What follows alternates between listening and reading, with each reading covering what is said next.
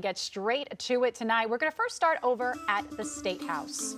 That's where lawmakers are working on loosening some regulations that small businesses say is making it tough for them to operate. Hours ago, a House committee heard from business owners across our state about how the state's regulations put a strain, they say, on their operations and drive up costs. That's right. Our Josie Frost has all the details on what was discussed.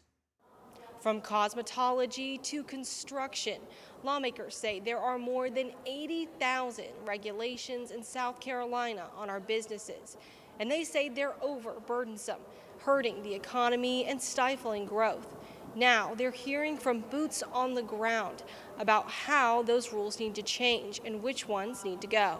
Regulations can impact construction and growth in the housing sector. Wade McGinn of McGinn Homes says that local governments don't always enforce regulations quickly, and that can lead to delays in construction, which becomes a barrier for affordable housing. He urged lawmakers to create strict timelines so that if deadlines are missed, projects automatically move forward. When you delay a project that long, it adds millions of dollars at current interest rates, and even when the rates were low, to the cost of the job. And guess what happens to that cost?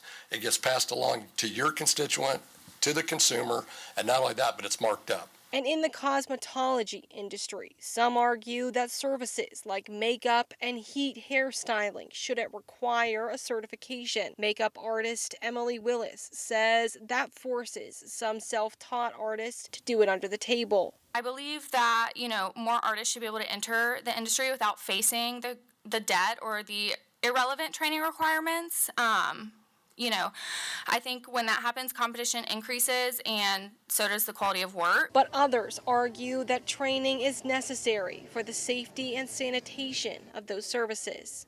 In barber school, less than 30% of our training is actually haircutting. The rest is sanitation, safety, skin disorders, and infection prevention. So if we cut our hours, we're not cutting hair, we're cutting safety. Lawmakers want to continue to hold these hearings into the legislative session, and they'll hear from a number of other industries on how these regulations could be changed. Reporting at the State House, Josie Frost, News 19, WLTX.